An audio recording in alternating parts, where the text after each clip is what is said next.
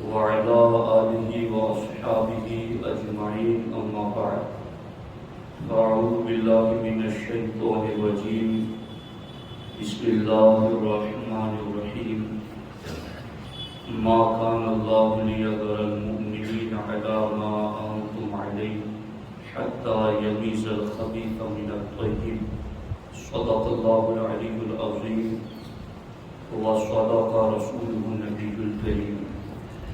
انتہائی احترام و عقیدت کے ساتھ حضور سید المرسلین خاتم الانبیاء شفیع المذنبین رحمت للعالمین راحت العاشقین خاتم المعصومین صلی اللہ تعالی علیہ وآلہ واصحابہ وبارک وسلم کی بارگاہ میں اپنی غلامی کا ثبوت دے اور جس طریقے سے میں پڑھا ہوں میرے ساتھ مل کر حضور دل کے ساتھ نذران محبت پیش کرے۔ الصلاۃ والسلام علیک یا رسول اللہ، الصلاۃ والسلام علیک یا حبیب اللہ، الصلاۃ والسلام علیک یا نبی اللہ، وعلی آلک واصحابک یا نور اللہ، صلی اللہ تعالی علیہ وسلم۔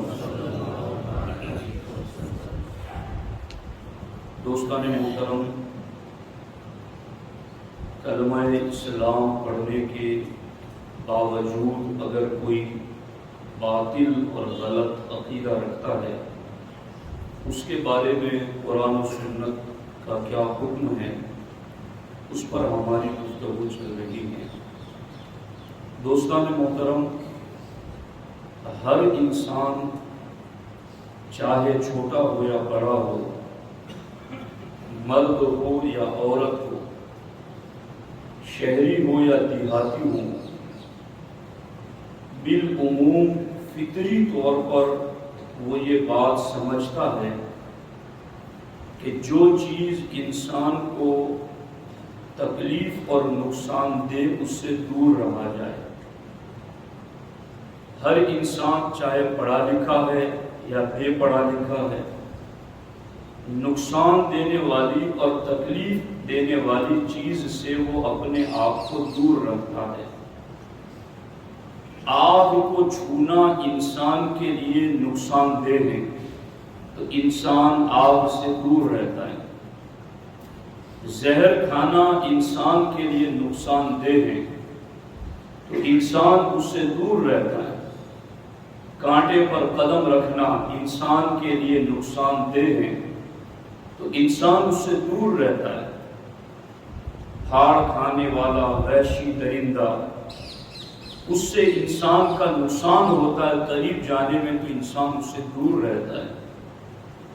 الغرض ہر انسان اتنی سوجھ بوجھ اور سمجھ رکھتا ہے کہ جو چیز بھی اس کو نقصان دے اس سے دور رہا جائے، اور ہمارے نبی تو باضابطہ امت کے لیے رؤوف و رحیم ہیں صلی اللہ علیہ وسلم، اور حضور کی شان رأفت و رحمت کا معاملہ یہ ہے عزیز علیہ ما عنتم، کہ امت تکلیف میں پڑے یہ نبی کو گوارا نہیں۔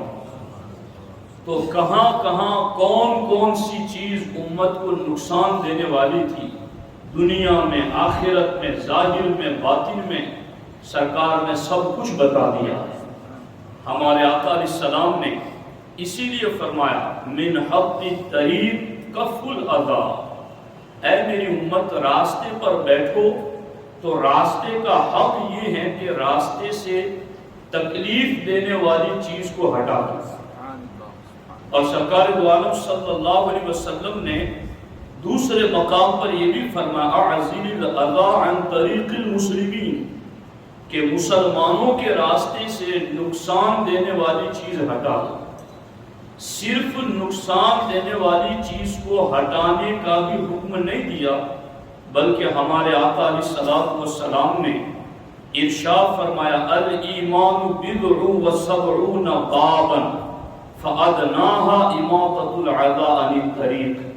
سرکار فرماتے ایمان کے 70 یعنی 70 سے زیادہ شعبہ جات اور پارٹس ہیں، ان میں سے سب سے ادنا درجہ ایمان کا یہ بھی ہے کہ راستے میں کوئی چیز نقصان دینے والی ہو تو اسے ہٹا دو۔ تو جس نبی کو مسلمانوں کے راستے پر تکلیف دینے والی چیز کا خیال ہے کہ اس کو ہٹا دیا جائے کہ کہیں مسلمان کو نقصان نہ پہنچے، اس نبی کو صراط مستقیم پر پڑے ہوئے روڑوں کا خوب خیال تھا اور ان کی بھی سرکار نے نشاندہی فرمائی۔ اب یہ بات بہت دھیان سے، چونکہ میں اس پر مسلسل پڑھتا ہوں، کئی راتیں میری ایک جمعہ کا ٹاپک تیار کرنے میں بیت جاتی ہے، اور عربی حوالہ جات، عربی کتابوں کو پڑھنا، پھر اس کو ترتیب دینا، تو یہ ایک کٹھن مرحلہ ہے، مگر میں کوشش کرتا ہوں کہ جو سنیت کا پیغام ہے وہ سچا سنیوں کو سناؤ۔ اب دیکھو، جب دنیا میں انسان کے جسم کو کوئی چیز تکلیف دینے والی ہوتی ہے تو انسان اس سے دور رہتا ہے، انسان کی عزت کو کوئی چیز تکلیف دینے والی ہوتی ہے انسان اس سے دور رہتا ہے، انسان کی جان اور مال کو کوئی چیز نقصان کرنے والی ہوتی ہے تو انسان اس سے دور رہتا ہے۔ بھلا اس چیز سے کتنا دور رہنا چاہیے جو مومن کے ایمان کے لیے نقصان دے، جو مسلمان کے عقیدے کے لیے نقصان دے، اور اس کی کسی کو فکر ہی نہیں ہے۔ تو سنو اس چیز کو کہ اللہ رسول کا کلمہ پڑھ کر ہم مسلمان اور مومن ہوئے ہیں، تو اب اللہ رسول نے ہی ہمیں بتایا ہے کہ کیا کرو گے تو ایمان کا نقصان ہوگا اور کس چیز سے بچو گے تو ایمان بچے گا۔ سرکار دو عالم صلی اللہ علیہ وسلم پر قرآن کی آیت نازل ہوئی، ما کان اللہ لیذر المؤمنین علی ما انتم علیہ حتی یمیز الخبیث من الطیب۔ کلمہ پڑھ کر کے جو باطل عقیدہ رکھتے تھے منافقین، وہ مسجد میں بھی آتے، مال بھی اسلام کی راہ میں خرچ کرتے، جنگوں میں بھی شرکت کر لیتے، اور سارا کچھ چہرہ مہرا لباس سارا اسلام اور مسلمانوں والا، مگر عقیدہ دل میں کیا تھا کہ اس نبی کو ہمارے بارے میں پتہ نہیں کہ ہم کافر ہیں، نحن معہ وما یعرفون، اس نبی کو معاذ اللہ رب العالمین یہ پتہ نہیں ہے کہ ہم ان کے ساتھ رہتے اور ہمارا تو پتہ ہی نہیں۔ اللہ تعالیٰ نے فرمایا حبیب میں ہجرت کا حکم نازل کرتا ہوں تاکہ سچے اور کھڑے کھوٹے کی پرکھ ہو جائے، چونکہ ہجرت میں گھر بار چھوڑنا، وطن چھوڑنا، مکان چھوڑنا، دکان خاندان سب کو چھوڑنا، اللہ نے فرمایا حبیب ان سے جدا کرنے کے لیے میں ہجرت کا حکم نازل کرتا ہوں تاکہ ایمان والے ان سے جدا رہیں۔ جہاد کا حکم نازل کیا تاکہ محبوب یہ جو اوپر مل گئے ہیں کفر کو دل میں رکھ کے ان کو تم سے جدا کر دوں، اس لیے جہاد کا حکم نازل کیا۔ حتیٰ کہ حدیث پاک میں ہے، میں پڑھ چکا ہوں اگلے جمعہ میں، کہ سرکار دو عالم صلی اللہ علیہ وسلم کو حکم ہوا محبوب یہ مسجد میں نماز پڑھنے بھی آ جاتے ہیں۔ حضرت عبداللہ ابن مسعود الانصاری رضی اللہ تعالیٰ عنہ کہتے سرکار نے 36 لوگوں کا نام بنام انہیں رسوا کر کے مسجد سے نکال دیا کہ تم کلمہ پڑھتے ہو اور عقیدہ یہ رکھتے ہو تو تمہارا کلمہ نہیں مانا جائے، تمہارا اسلام نہیں مانا جائے، تمہارا دین نہیں مانا جائے، دین اس کا مانا جائے گا، کلمہ اس کا مانا جائے گا جو دل سے تمام ضروریات دین پر ایمان رکھتا ہوگا۔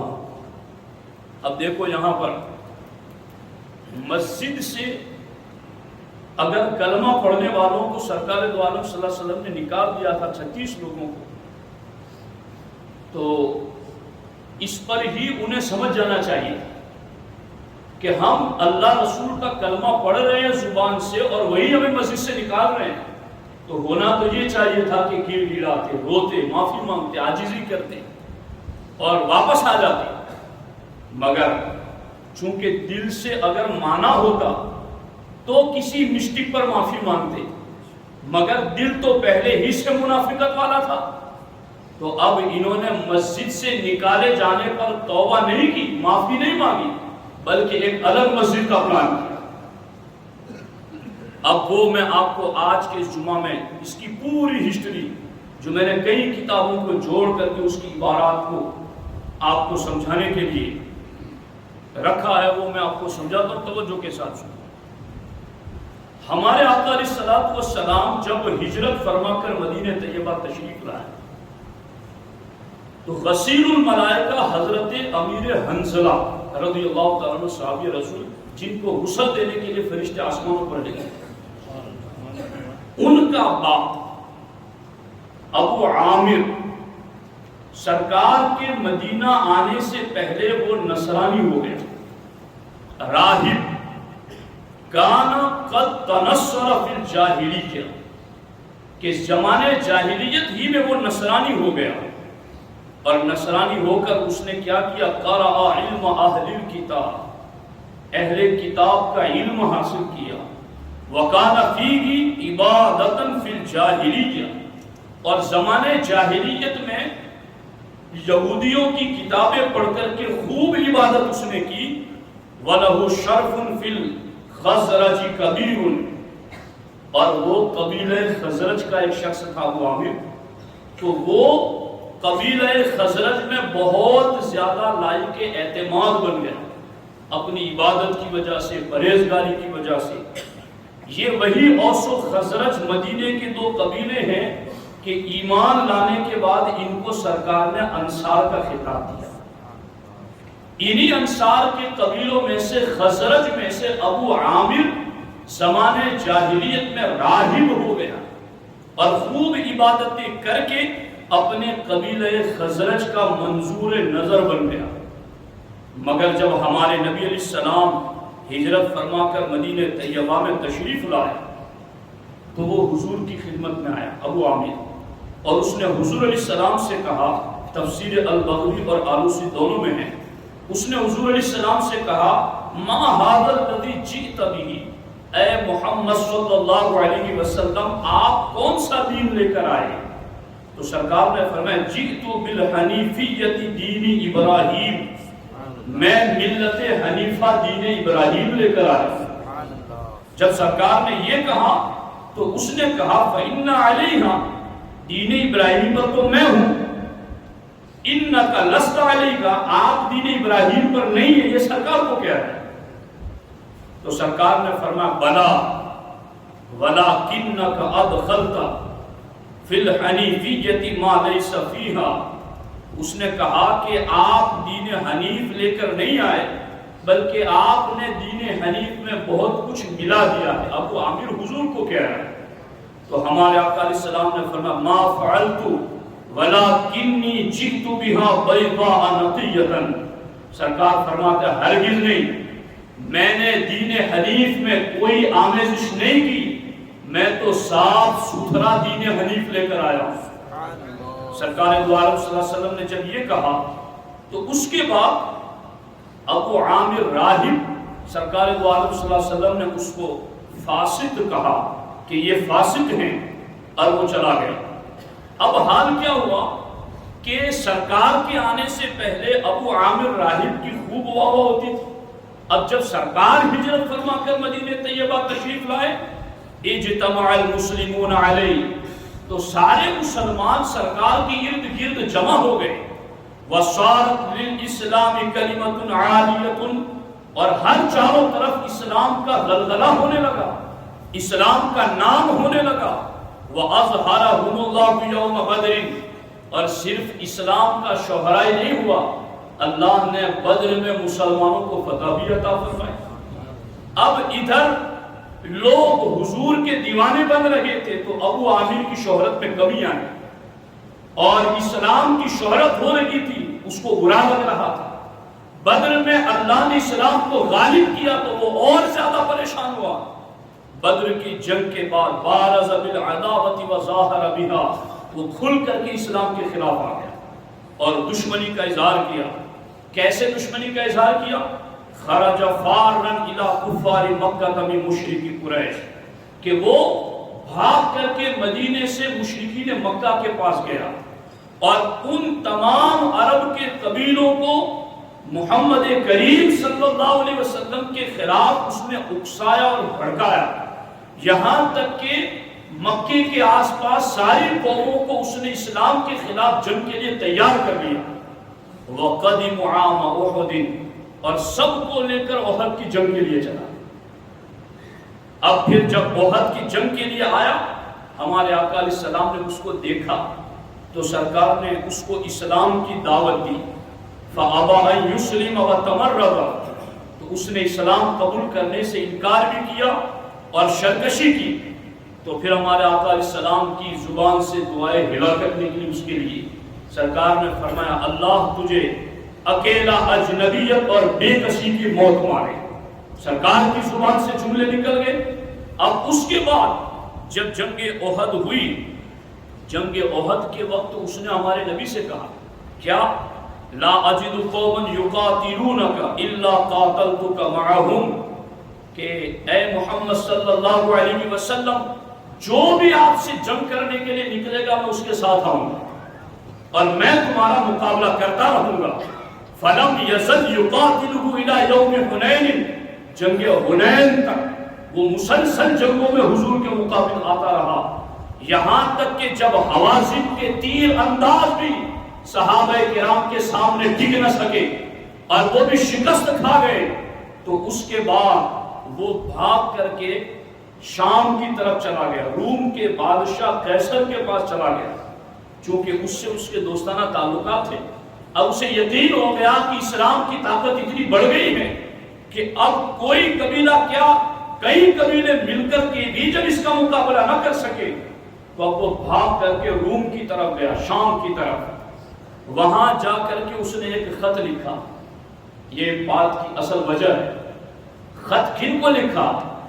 وہ جو مدینے میں رہتے تھے، وہ جو کلمہ پڑھتے تھے، وہ جو اسلامی لباس میں رہتے تھے، جن کا ظاہر سارا مسلمانوں والا تھا، ان کو روم جا کر کے اس نے خط لکھا اور وہاں سے خط لکھ کر کے اس نے کیا بتایا؟ وہاں مدینے میں رہنے والوں کو اس نے کہا انی ذاہب الی قیصر ملک الروم، میں روم کے بادشاہ قیصر کے پاس جا رہا ہوں، فآتی بجند من الروم، روم سے لشکر لے کر کے آؤں گا، فاخرج محمد صلی اللہ علیہ وسلم واصحابہ، پھر آ کر کے محمد صلی اللہ علیہ وسلم اور ان کے صحابہ کو مدینے سے نکال دوں گا۔ اب اس نے یہ خط میں لکھا، توجہ ہے آپ کی، اب آگے اس نے کیا لکھا وہ میں آپ کو بتا رہا ہوں۔ وَأَمَرَهُمْ أَن يَتَّخِذُوا لَهُ مَعْقِلًا، اس نے حکم دیا کہ میں لشکر لے کر آنے والا ہوں، اب تمہیں یہ کرنا ہے أَنِ اسْتَعِدُّوا بِمَا اسْتَطَعْتُم مِّن قُوَّةٍ وَمِن سِلَاحٍ، کہ تم اپنی طاقت بھر ہتھیار جمع کر کے تیار رہنا، اپنی طاقت جمع کر کے تیار رہنا۔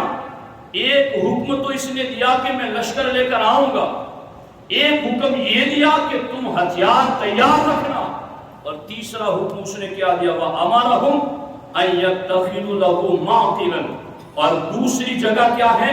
وَابْنُوا لِي مَسْجِدًا، اس نے کہا کہ میں آ رہا ہوں، میرے لیے ایک مسجد بنا کے تیار رکھنا۔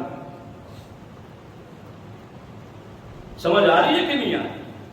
بھولے بھالے سنی مسلمان غلط عقیدہ دیکھ نہیں رہے، ظاہری چہرے مورے دیکھ کر یہی بس تاثر کہ سب کلمہ پڑھنے والے مسجد ہی تو ہے مولانا، وہ یہ بھی تو مسجد تھی جس کو قرآن مسجد کہہ رہا ہے کہ اس نے کہا کہ میں روم سے آنے والا ہوں، سرکار سے جنگ کرنے والا ہوں، میرے لیے مسجد تیار کر کے رکھو۔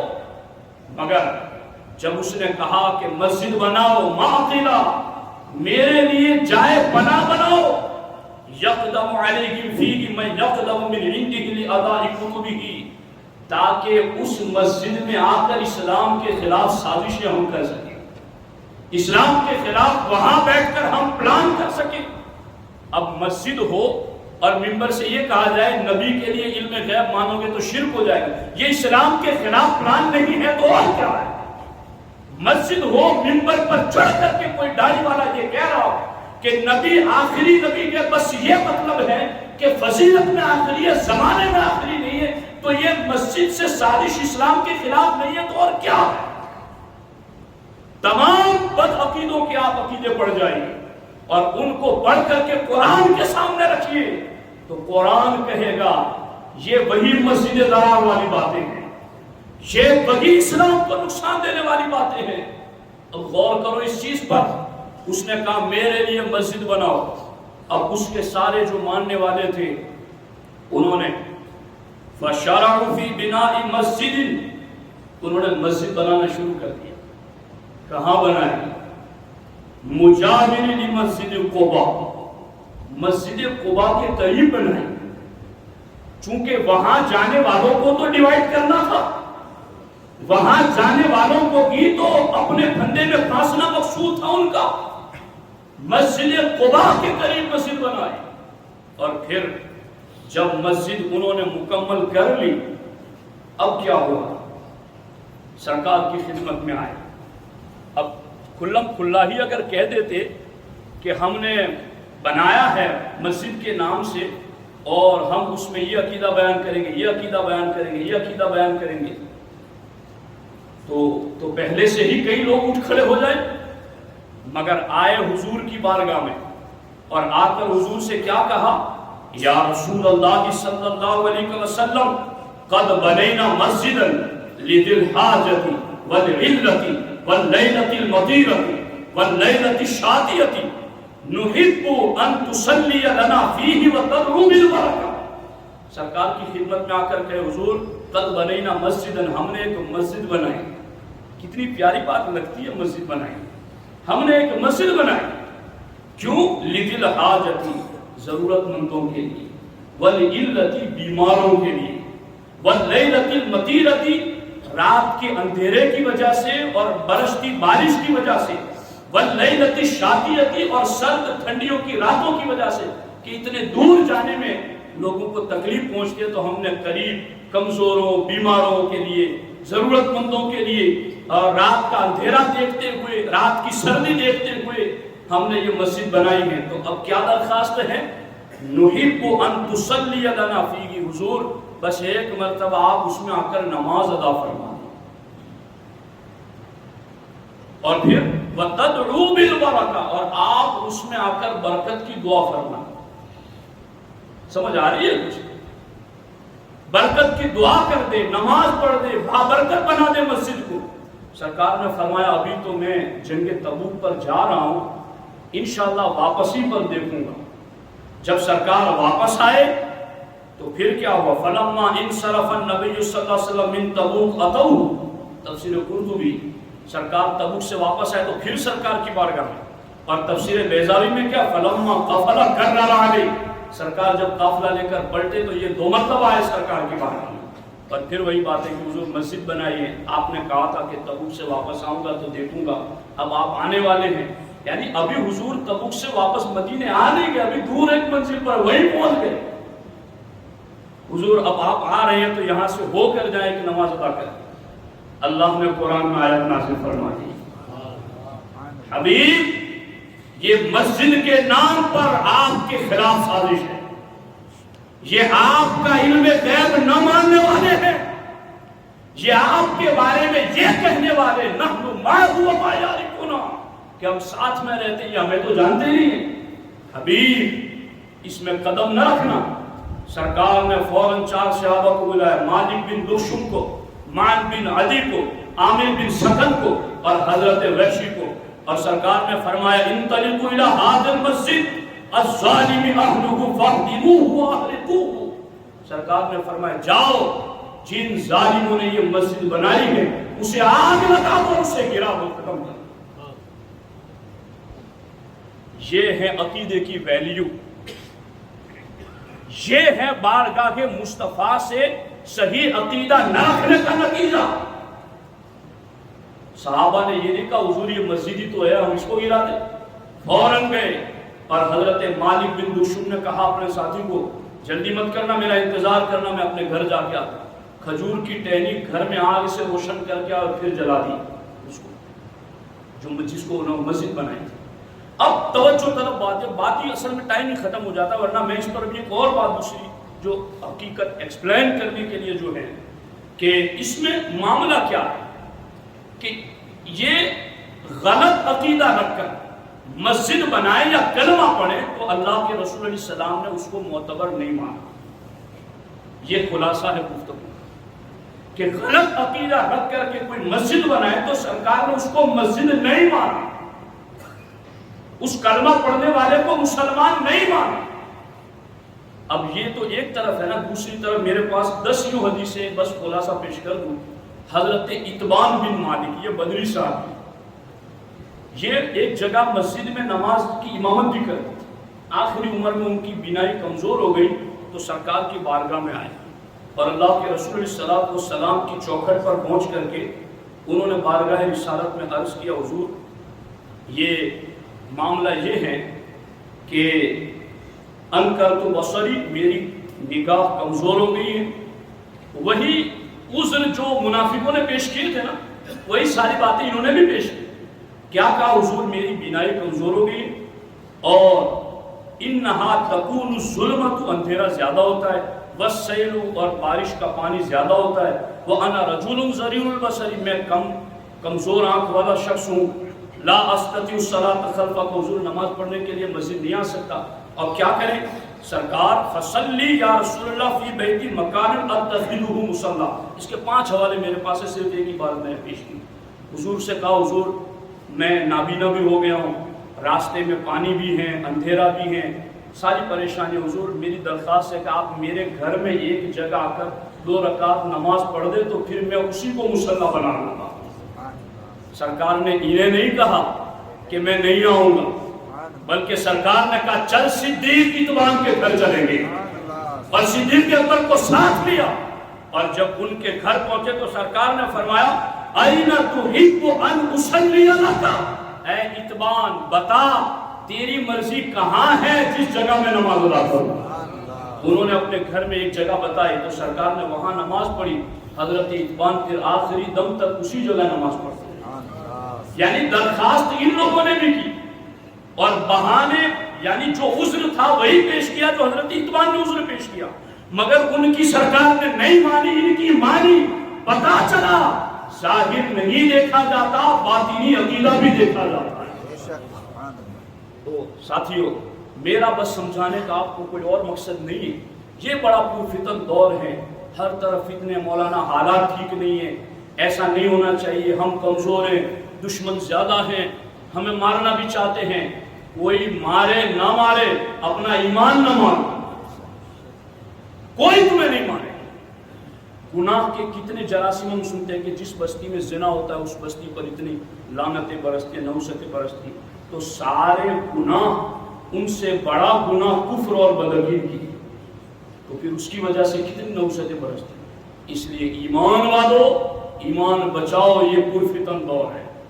یہ برستی ہوئی بارش کی طرح فتنے اتر رہے ہیں. داڑوں سے مضبوط پکڑ دو اپنے عقیدوں کو اور اسی پر قائم رہو. سنی عقیدے پر رہ کر کے عمل کرو گے تو انشاءاللہ یہ عمل تمہارے لیے جنت میں باب قائم کر دیں گے. تو عقیدے پر خوب مضبوطی سے قائم رہنا. اللہ کریم کی بارگاہ میں دعا ہے رب ذوالجلال ہم سب کو عمل کی توفیق عطا فرمائے. ایک اعلان ہے وہ یہ ہے کہ